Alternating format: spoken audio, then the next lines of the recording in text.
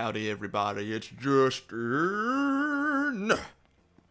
See, I wanted to go in a lower octave that time because I wanted to show that I have range, you know what I'm saying? Anyway, back on planet Earth. Final Fantasy 15 is what I'm playing right now, and again, I'm having a blast with this because I like to just go on hunts, and they're a lot of fun. Probably too much fun for me to be having right now because I don't know why I just like to grind so much, but that just fits this show perfectly. Anyway, what the Lord is saying, it was just very, very simple what he was saying today. What he wants us to know was that is just the word change. That change is okay.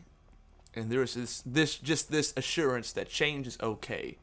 And a lot of times I think that we get really, really hostile towards change. And I mean, really, if you think about it, that's what one of the biggest problems with the Pharisees really was. Is that, because I don't really condemn or pick on the Pharisees as much as other people may pick on them. Because I mentioned them, but I don't say that that's beyond my experience. Because a lot of things that they have done are things that I might do myself. And like often.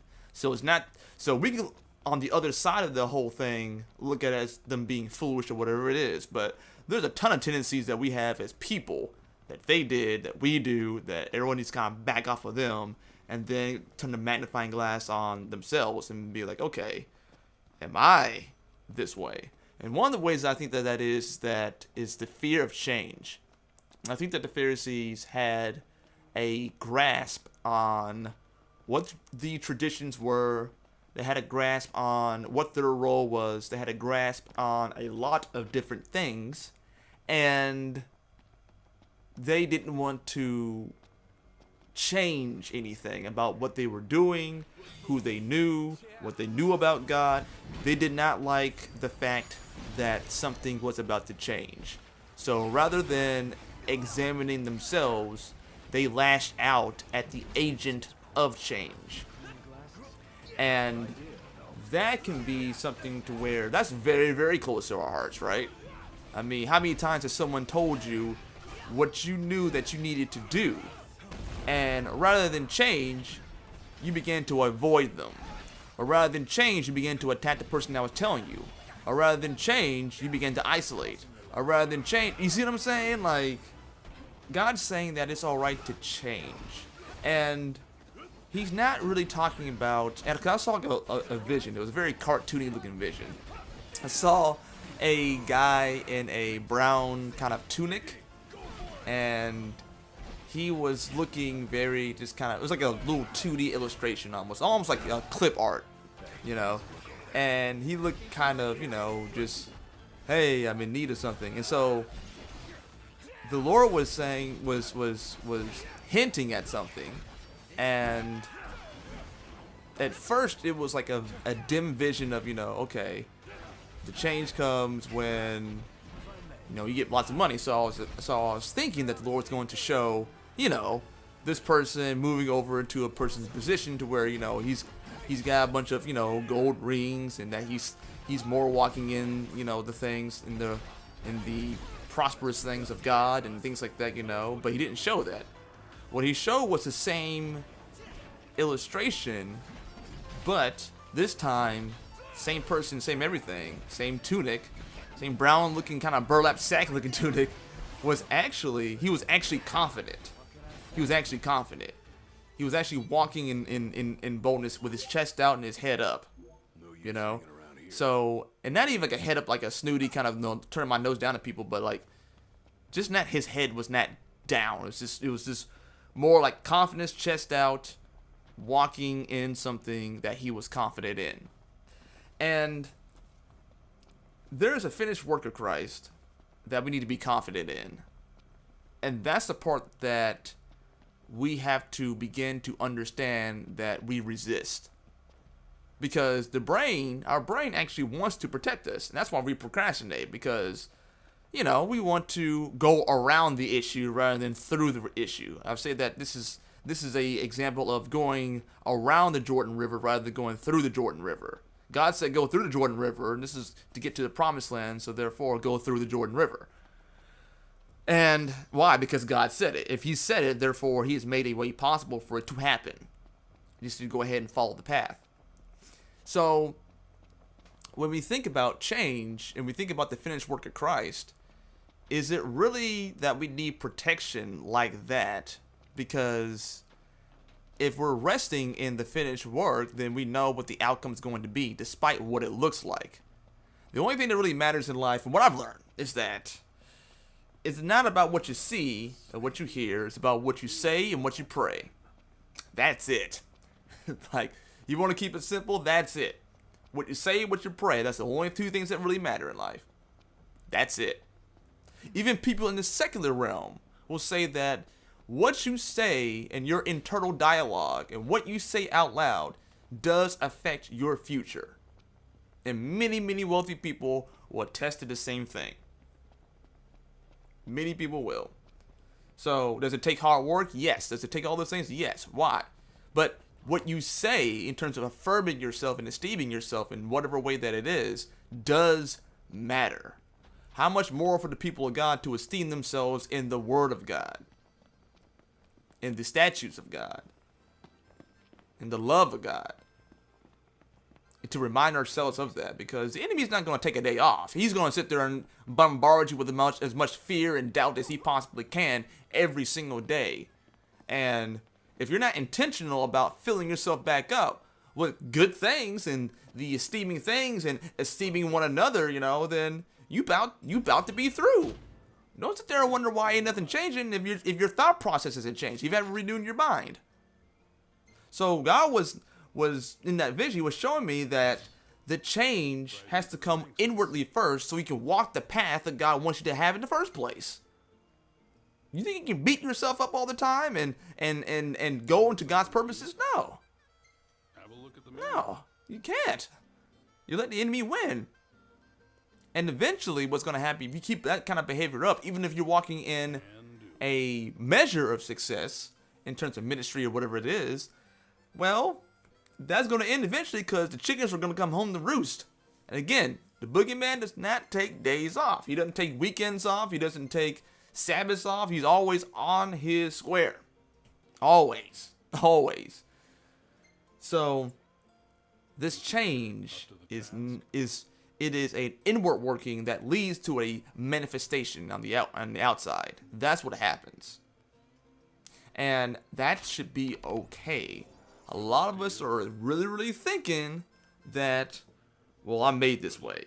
And that's why you procrastinate, and that's why you're always holding yourself back, because you think that you're fixed, basically. That when you are doing something that you know to do, that this is the talent that I've got, this is the skill that I've got, this is the intelligence that I've got, this is everything that I've got, and I gotta work with what I have, and if I fall short of that, then I'm not going in the direction that I should be, and I'm trying to beat myself up because I'm not being who I am, and da da da da da da. It's an attack on yourself. You think that you're fixed. You're not fixed. You're growing. Stop all that. You're growing. And we're here as the body of Christ to help you grow. Now, not everyone has gotten that memo, but find some people that have. Pray for some people that have found that memo and can help you grow. This is one of the reasons why I do this show, is because I'm doing my small little part. If I can't talk to everybody, because I can't talk to everybody, I would love to talk to everybody. I really, really would. I would love to talk to everybody for multiple hours during the day to esteem them and help them out, because that's what I like to do. I like to encourage people a whole bunch. But I can't get at everybody, so I might as well at least leave these things behind so that I can talk to people and I can esteem them and I can let them know what God is saying, and hopefully that message comes on time. But when you follow Christ, I have a feeling that the messages are always on time. So a lot of times when I even do these shows, I'm getting blessed at the same time as well. So it's not a thing where I am trying to say that I'm arrived, or I've done this, or I've done that, or whatever it may be. It's not it at all. I'm learning too. And when he says something, when he says this is what I want to say to the body, then I'm hearing the same thing too. I'm just here as the recipient of the message and the person that is speaking, or the liaison between the message and the messenger. That's it. That's it. So I need to know that there's some things that need to change as well in terms of how I think about things, and hopefully you get that as well. And it's okay to change. You are not stuck. You are growing. Grow into the person that Christ wants you to be. There was nobody in the Bible that was just perfectly suited to go about and do the purpose that God had for them. Jesus was like 30 years old before he even started. He trained for 30 some odd years before he even started. What makes you think that you don't have any room to grow? We gotta grow into these things. You're not just born with it. You gotta grow into it. So stop being so hard on yourself. Stop thinking that you can't change. Yeah, you can change. And you better change too. Because imagine if you're a person with low self-esteem, imagine yourself with $5 million and you having to deal with the people and businesses and everything else with $5 million right where you are right now. You see that? See how that in your mind is kind of like, I couldn't deal with that. Exactly, because you need to grow into that person. You need to change. Doesn't mean you need to change fundamentally who you are, but you need to be changing some habits and some other things about how you do things. You need to be changing your habits. You need to be changing your routine. You need to be changing a lot of things around you.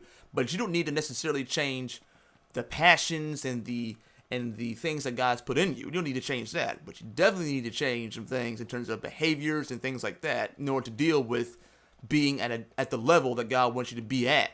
You gotta change some things. And here's the funny thing about it. God did the same thing with the people in the Bible. He didn't change them, but he said that in order for you to be what you need to be, you're going to have to change some things about how you do stuff. You see that all over the Bible, so I don't know why you get special privilege because it's 2017. Get out of here. If I got to change, you got to change too. You're not better than me. You're not better than anyone else. You're not better than Jesus. You're not better than nobody. You got to change some things too. The core of who you are is going to set you in your purposes.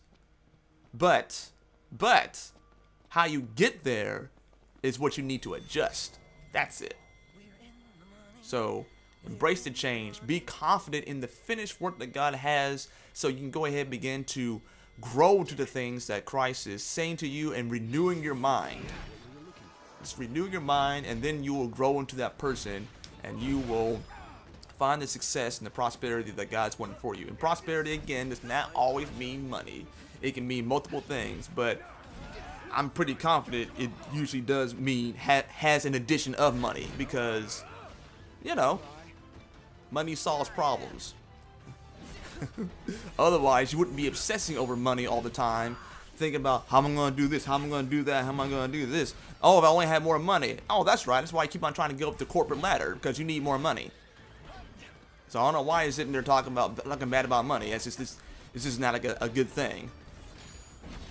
Now, I know that you don't need a whole lot of money, but other people that you can help out with extra surplus in the same way that God helps out with his surplus and his abundance is a good thing. So get over yourself.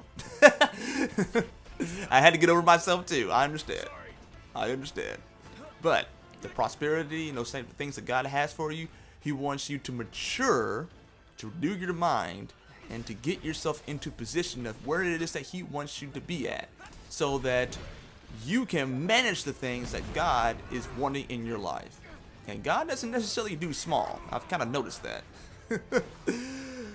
Been reading for a while. Doesn't really necessarily do small. Either the son or the daughter or the person themselves. It usually is a big deal. He does big deal things. So I know what you think. You may think about yourself as being small fry or whatever it is, or think that you can't get here, can't there, or whatever it is. That's not true. You let God tell you who you are, instead of you thinking that your defense mechanisms are who you are, so that you don't change. Because our society right now is full of defense mechanisms, so we don't have to change, so we don't get challenged, so we don't hurt our feelings.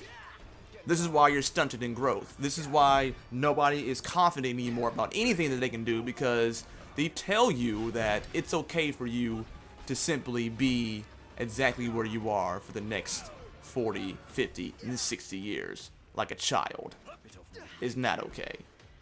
At a certain point in time, you need to be okay so you can take care of not only yourself, but your family and your generations to come. You can't be a child forever. Sometimes you gotta grow up and deal with the big things of life. Just like our fathers and our mothers and our grandmothers and our grandfathers, you know, they had to deal. And planet Earth has to deal. They gotta deal with a lot worse stuff than what we gotta deal with in the United States, so just throwing that out there, guys. But anyway, guys, that's gonna be my time. You can follow me on all of the links in the description below. I would very much appreciate if you would like, share, and subscribe, because that helps the show out a whole lot, and it helps get the word out, because I'm pretty sure God wants to communicate with his people, so it'd be incumbent upon us to be able to receive the daily good news that God is wanting to do these amazing things. So I just really wanted to get word to get out. Alright guys, that's my time. Loves and hugs, and bye-bye!